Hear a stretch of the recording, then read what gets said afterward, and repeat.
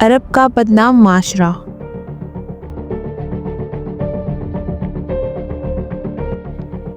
اور مکہ کی گرم ریت پر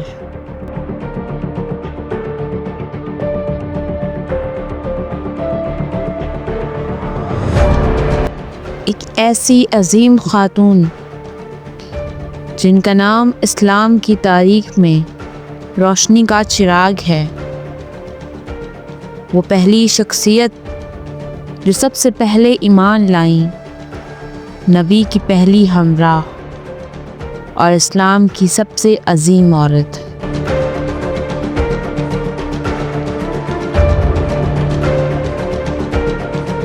حضرت خدیجہ بنت خویلد رضی اللہ تعالی عنہ عرب کے اس بدنام معاشرے اور جہالت بھرے دور میں بھی آپ پاکیزہ اور طاہرہ کے لقب سے جانی جاتی تھی۔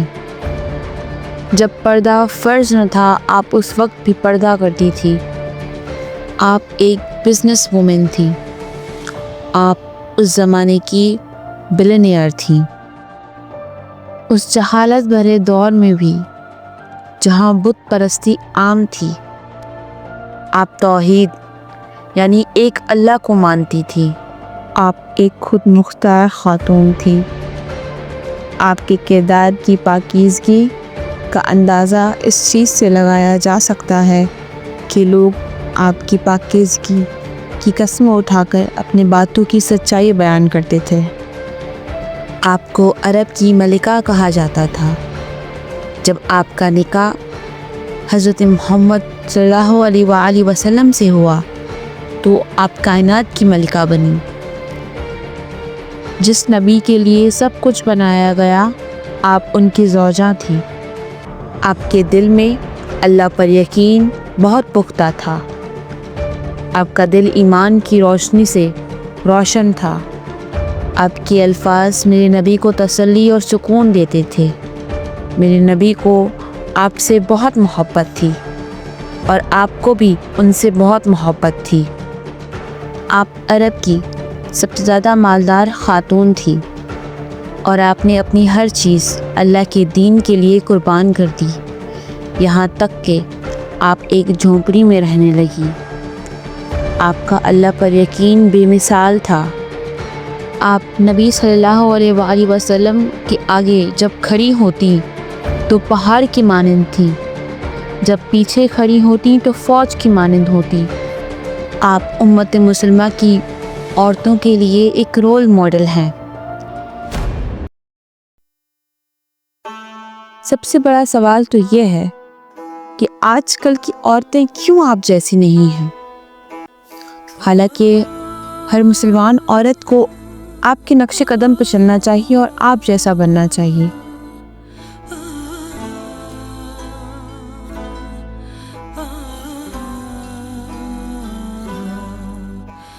بہت سی عورتیں پردہ بھی کرتی ہیں اور وہ بزنس بھی کرتی ہیں، لیکن کوئی انہیں کیوں طاہرہ نہیں کہتا، پاکیزہ نہیں کہتا؟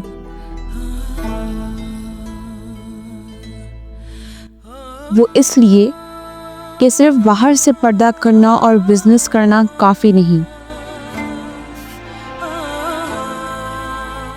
تمام مسلمان عورتیں خود سے یہ سوال کریں کہ کیا ان کے الفاظ اور زبان حضرت خدیجہ رضی اللہ تعالی عنہا جیسی ہیں؟ کیا وہ آپ کی طرح خود مختار ہیں، اپنے الفاظ پر اور زبان پر قائم ہوتی ہیں؟ کیا ان کے دل میں اللہ کے لیے پختہ یقین ہے؟ کیا وہ اپنے ماں، باپ، شوہر، فیملی کے لیے سکون کا باعث ہیں؟ کیا وہ اللہ کے لیے اپنی ہر چیز قربان کر سکتی ہیں؟ کیا وہ واقعی اپنے آپ کو حضرت خدیجہ رضی اللہ تعالی عنہا جیسا بنانا چاہتی ہیں؟ کیا ان کا کردار حضرت خدیجہ رضی اللہ تعالی عنہا جیسا ہے؟ بالکل نہیں۔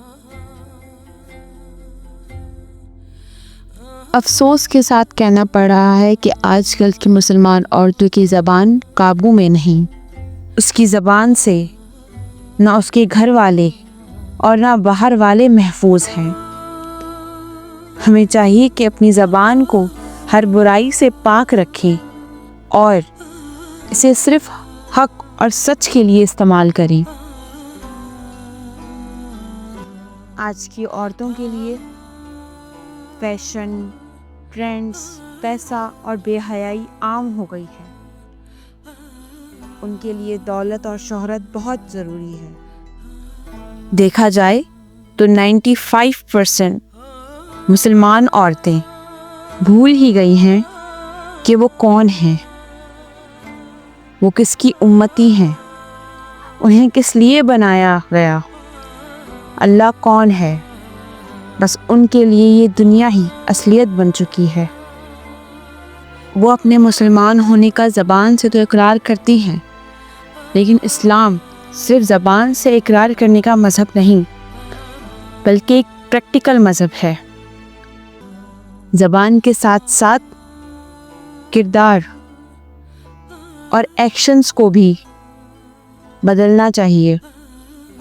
آج کی عورتیں نہ وہ حق کے لیے آواز اٹھاتی ہیں، اگر غلطی سے اٹھا بھی لیا تو پیسے سے بک بھی جاتی ہیں۔ اگر اسے بولا جائے کہ پردہ کرو تو آگے سے جواب آتا ہے کہ پردہ فرض تو نہیں، صرف واجب ہے۔ یہ کس نے کہہ دیا کہ پردہ فرض نہیں؟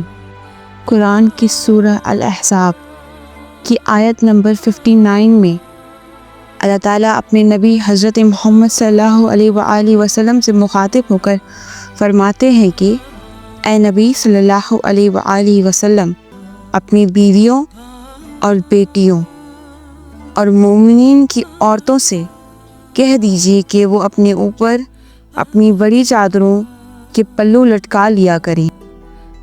یہ زیادہ مناسب طریقہ ہے تاکہ وہ پہچان لی جائیں اور ستائی نہ جائیں، اور اللہ تو بہت معاف کرنے والا ہے۔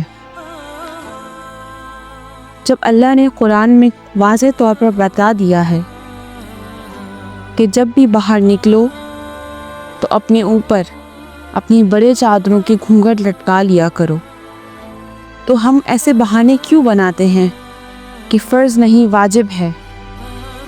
میری زندگی ہے، میری مرضی، یہ زندگی آپ کی نہیں بلکہ اللہ کی ہے۔